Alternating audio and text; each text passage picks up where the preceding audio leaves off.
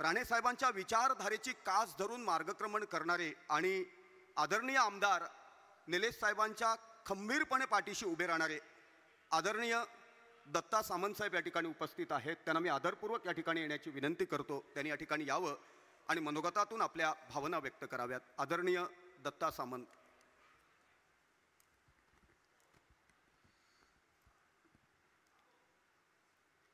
महाराष्ट्राचा आराध्य छत्रपती शिवाजी महाराज,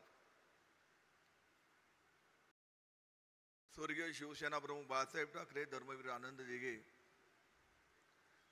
शिवसेना पक्षाचे पक्षप्रमुख आदरणीय शिंदे साहेब, महाराष्ट्र राज्याचे उद्योग मंत्री आणि सिंधुदुर्गाचे संपर्क मंत्री आदरणीय उदयजी सामंत साहेब,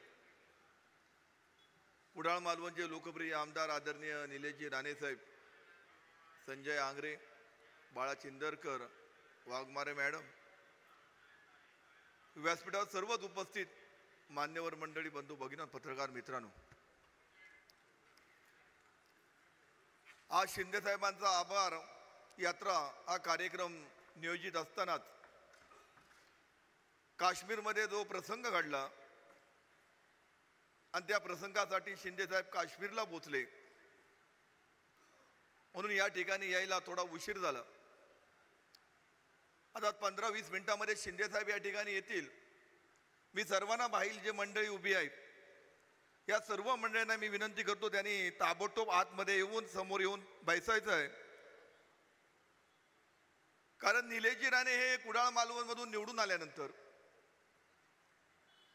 आणि शिंदे साहेबांनी शिवसेनेचा धनुष्यबाण 2024च्या विधानसभेसाठी निलेशजींच्या हातामध्ये दिल्यानंतर या सिंधुदुर्गातली शिवसेनेची जी ताकद खऱ्या अर्थाने वाढलेली आहे ती मी सांगायची काही गरज नाही, कारण निलेशजी राणे 4 महिन्यापूर्वी निवडून आले आणि निवडून आल्यानंतर या सिंधुदुर्गामध्ये बहुसंख्य उभाटाच्या सर्वच कार्यकर्त्यांनी, सरपंच किंवा विविध पदाधिकारी, जिल्हा सदस्य माजी असतील, पंचायत समिती असतील, नगरसेवक असतील, अशा अनेक कार्यकर्त्यांनी निलेशजींच्या उपस्थितीत या शिवसेनेमध्ये प्रवेश केला। आज शिंदे साहेब या ठिकाणी 5 वाजता येणार होते, म्हणून आम्ही सर्व कार्यकर्त्यांना सांगितलं होतं की 3 वाजता घरामधून बाहेर पडा आणि 4-4:30 पर्यंत तिथे पोहोचा। परंतु आता 8-9 तास या ठिकाणी आपण थांबलेला, काही मंडळी थोडीशी गेली असेल, परंतु निलेशजी राणे या मतदारसंघातून निवडून आल्यानंतर आपल्या सर्व शिवसैनिकांना सुद्धा समजलं पाहिजे की 5 वर्ष आपल्याला 7-8 तास बसताना ज्या वेदना झाल्या मी जाणू शकतो, परंतु निलेशजी आमदार झाल्यानंतर उदयजी सामंत हा माणूस आठवड्यातले 4 ते 5 दिवस या मालवण कुडाळमध्ये या सिंधुदुर्गामध्ये काम करतो।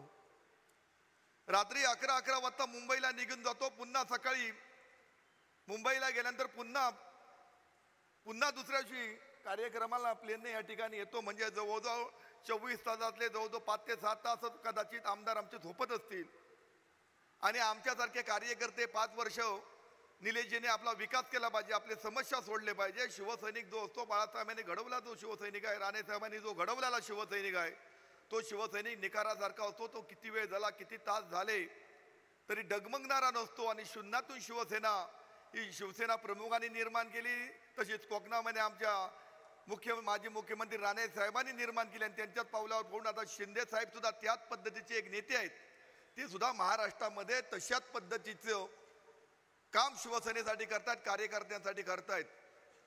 मी खरं कौतुक करतो उदय सामंतांचं।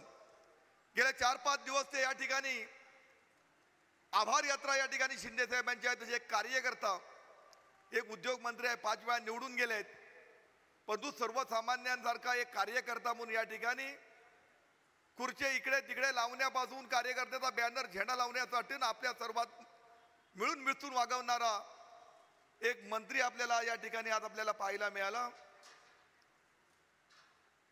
निलेशजी असतील, उदयजी असतील, हे दोन्ही महाराष्ट्राला पुढची दिशा देणारी ही दोन्ही माणसं आहेत। मला एखादी खात्री आहे की शिंदे साहेब जरी उसरा आले तरी निलेशजींनी सिंधुदुर्गामध्ये शिवसेनेची जी ताकद उभी केलेली आहे, उदय सामंत साहेब आपण तुम्ही या ठिकाणी आहात, जी ताकद उभी केलेली आहे, आज उभाटाचे म्हणा किंवा इतर पक्षाची सर्व मंडळी निलेशजींच्या नेतृत्वाखाली, शिंदे साहेबांच्या नेतृत्वाखाली आज शिवसेनेमध्ये प्रवेश करण्यासाठी फोन करतायत, येऊन भेटतायत आणि भविष्यात सिंधुदुर्गातला एक नंबरचा पक्ष निलेशजी असतील, दीपक भाई केसरकर असतील, आपण संपर्क मंत्री असाल आणि आमचे पक्षप्रमुख शिंदे साहेब असतील, यांच्या नेतृत्वात विश्वास ठेवून या सिंधुदुर्ग जिल्हा शिवसेनेचा एक नंबरचा जिल्हा म्हणून भविष्यात ओळखला जाईल अशी ताकद निर्माण करण्याची सर्व शिवसैनिकांमध्ये आणि आमच्या आमदारांमध्ये धमक आहे. आज आभार यात्रेच्या निमित्ताने आपण सर्वजण मोठ्या संख्येने या ठिकाणी जमलेले होता. निलेशजी आपली 5 वर्ष सेवा करणारे आमदार म्हणून निवडून आल्यानंतर 4 महिन्यामध्ये ज्या विकासाचा झपाटा लावलेला आहे, विधिमंडळामध्ये ज्यांची भाषणं आपण ऐकलेली आहेत, मला अभिमान वाटतो की आमच्यासारखे कार्यकर्ते निलेशजींच्या पाठीशी उभे राहिले आणि ते निवडून आले.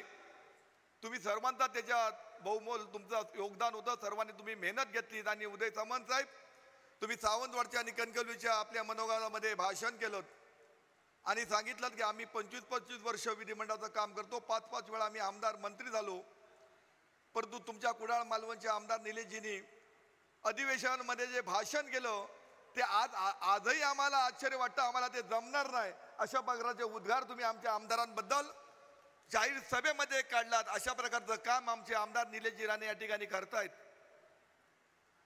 आपल्या कुठल्याही कार्यकर्त्यांना, बाहेर उभे राहिलेल्या कार्यकर्त्यांना सांगायची वेळ येता कामा नये की हा कार्यक्रम हा शिवसेनेचा कार्यक्रम आहे. हा शिवसैनिक कसा असतो हे सांगण्याची गरज माझ्यासारख्या कार्यकर्त्यावरती येता कामा नये. परंतु भविष्यात या ठिकाणी शिंदे साहेब नसतील, परंतु सामंत साहेब या ठिकाणी आम्ही सर्वजण तुम्हाला शब्द देतो की भविष्यात जी इलेक्शन येतील ती इलेक्शनावरती शिवसेनेचा भगवा फडकल्याशिवाय या ठिकाणी राहणार नाही. अशा प्रकारचं जाळं निलेशजींच्या माध्यमातून या ठिकाणी विणलं जात आहे. निलेशजी एकटेच या ठिकाणी लढतायत, त्यांच्याबरोबर दीपक केसरकर आहेत. युवा नेतृत्व, संपूर्ण नेतृत्व निलेशजींच्या पाठीशी आहेत. राणे साहेबांचं बाळकडू त्यांनी लहानपणापासून त्यांचे विचार, त्यांची कार्यपद्धती निलेशजीने आत्मसात केलेली आहे. शिवसेना कशा प्रकारे वाढवावी हे सांगण्याची गरज आम्हा कार्यकर्त्यांना त्यांना काय वाटत नाही, त्यांना ते सर्व अवगत आहे.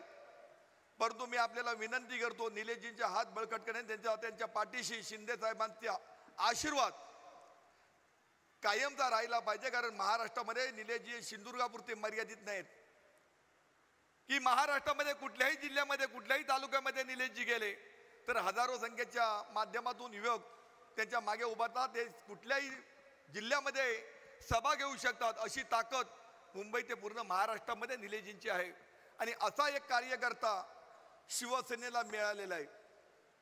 राणे साहेबांनी शिंदे साहेबांच्या स्वाधीन निलेश साहेबांना केलेला आहे. शिंदे साहेबांचा आशीर्वाद निलेशजींच्या डोक्यावरती कायमच आहे. पण भविष्यात संजू परब म्हणाले की निलेशजी कुठलंही पद किंवा कुठलंही नेतृत्व मागणार नाही, पण आमचा सिंधुदुर्गात जर आम्ही शिवसेना ही एक नंबर करण्याचा दृष्टिकोन आम्ही सर्व कार्यकर्ते जर प्रयत्न करत असू तर भविष्यात निलेशजींना सुद्धा मंत्रिपद शिंदे साहेबांनी आणि आपल्या शिफारसीने ते मिळालं पाहिजे. कारण हा सिंधुदुर्गाचा विषय नाही तर निलेशजींची ताकद पूर्ण महाराष्ट्रामध्ये आहे आणि शिवसेना भक्कम करण्यासाठी एक तरुण आणि तडफदार आणि आक्रमक आणि अभ्यासू नेतृत्व जर महाराष्ट्राच्या विधिमंडळ मंत्री म्हणून जर गेला तर 2029च्या निवडणुकीत याहीपेक्षा शिवसेनेला बहुरोज मतांपर्यंत आमदारांची संख्या वाढलेली दिसेल. असं नेतृत्व निलेशजीच्या रूपाने महाराष्ट्रामध्ये आज आपल्याला पाहायला मिळत आहे. आज जवळजवळ 5चा जो कार्यक्रम होता तो आता जवळजवळ 10 वाजलेले आहेत, तरी पण आपण शिंदे साहेबांची या ठिकाणी वाट पाहत आपण थांबलेलो आहोत. पक्षप्रमुख कसा असावा त्यांनी सांगितलं. उदयजी म्हणाले की आता 8-9 तास झाले आहेत, 10 तास व्हायला लागले आहेत, आपण शिंदे साहेबांना सांगूया की आपण कार्यक्रम आटपून घेऊया. पण शिंदे साहेब म्हणाले नाही, 500 माणसं जरी राहिली तरी त्या ठिकाणी मी येणार आणि त्यांचा आशीर्वाद घेणार. अशा प्रकारचं नेतृत्व आम्हा तुम्हाला लाभलेलं आहे. बघा, ते कालपासून काश्मीरला आहेत, ते किती तास झोपले असतील, 1-2 तास सुद्धा झोपले नसतील, सगळं प्रवासात आहेत, तिथे उभे आहेत, तरी पण एक पक्षाची जबाबदारी महाराष्ट्राचा माजी मुख्यमंत्री कसा असावा, तुमच्यावरती प्रेम असल्यामुळे ते याही परिस्थितीत मी त्या ठिकाणी आल्याशिवाय राहणार नाही. आणि उदयजींना आणि निलेशजींना सांगितलं आणि ते आता 15-20 मिनिटात किंवा अर्ध्या तासामध्ये या ठिकाणी पोहोचतील असं आपल्याला सांगतो. मी पुन्हा एकदा आपण सर्वजण या ठिकाणी जमलात, तुमचे सर्वांचे आभार व्यक्त करतो. आणि उदयजींना पुन्हा एकदा मी सांगतो की आमचे आमदार हे अतिशय जरी आक्रमक असले तरी भावुक आहेत. सामंत साहेब, तुमच्या मागातपासून मी बघिततोय, तुमच्या चेहऱ्यावर कुठलाच फरक दिसत नाही. तुम्ही त्याच मूडमध्ये आहात, त्याच मूडमध्ये आहे. मी अभ्यास करतोय की 10 तास जाऊन गेले, सगळी परिस्थिती बिकट होत आली आहे, आमचे पक्षप्रमुख आता येत आहेत, तरी पण उदय साहेबांची चिकाटी जी पाहायला मिळते मला, कुठलंही हास्य मिथ्य हास्य चेहऱ्यावरती ठेवून ते त्याच मूडमध्ये सर्व कार्यकर्ते आमच्याबरोबर वावरतायत, हसतायत, खेळतायत. खरोखर तुम्ही त्याच वेळी मी म्हटलं की उभाटा किंवा त्या रत्नागिरीमध्ये जे डपाडपा जे किल्ले ढळसळले ते तुमच्या या संयमी पण तसंच एक धूर्त राजकारणामुळे तुम्ही सिंधुदुर्ग रत्नागिरी जिल्हा खाली गेला आणि तुम्ही आज आमच्या सिंधुदुर्गाचे संपर्क मंत्री आहेत. तुमच्याबरोबर निलेशजी आहेत आणि नेहमी म्हणता निलेशजींचं आणि माझं खूप पटतं.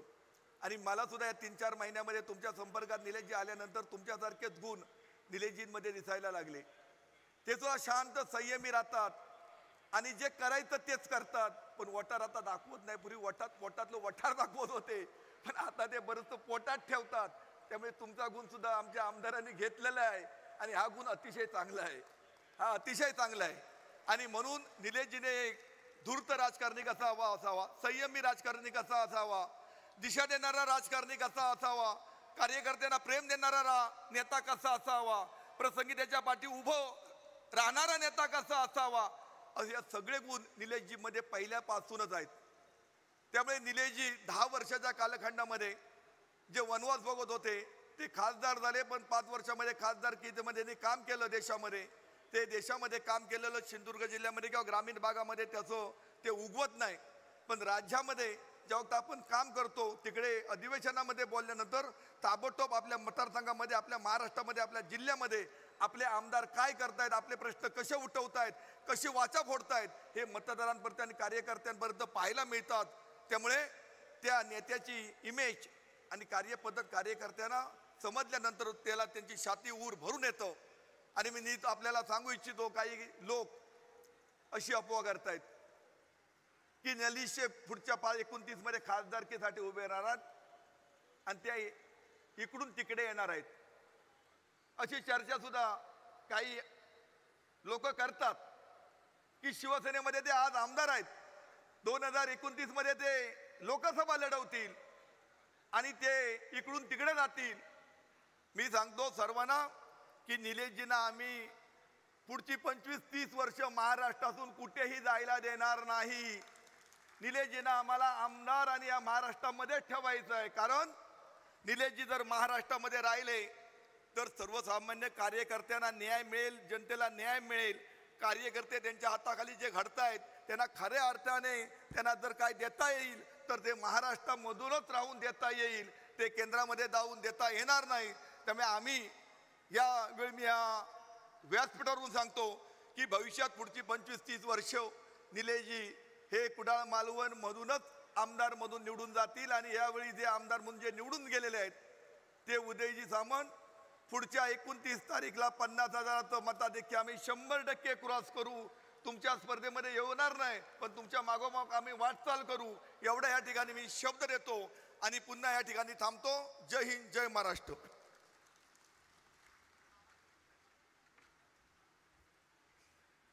हॅलो. आदरणीय दत्ता सामंत साहेब यांनी मनोगतातून आपल्या भावना व्यक्त केल्या. आदरणीय निलेश साहेब नेहमीच सांगतात की दत्ता सामंत यांच्यावरती राजा सामंत प्रिय आहे, असं बऱ्याच वेळा तुम्ही सांगता. परंतु तुमच्या आठवणीसाठी सांगतो, राणेसाहेब आणि तुमच्या मातोश्री सामंत साहेबांकडे आल्या आणि त्यांना सांगितलं जिल्हा परिषद कुठल्याही परिस्थितीत आली पाहिजे, सूत्रसंचालन मी केलं होतं. त्यानंतर खासदारकीला ज्यावेळी त्यांना तिकीट प्राप्त झालं त्यावेळीसुद्धा सूत्रसंचालन मी केलं होतं आणि राणेसाहेबांनी नंतर नकळत चहापाण्याचा लाभ घेताना सांगितलं, हा माणूस लकी आहे माझ्यासाठी. हा साक्षात्कार या ठिकाणी का सांगितला? कारण दत्ता सामंतांचं असं आहे, अनेक जण त्यांच्या घरी यायचे, आमदारकीत तुम्ही उभ्या राहा खोया, आमदारकीत तुम्ही उभ्या राहा खोया.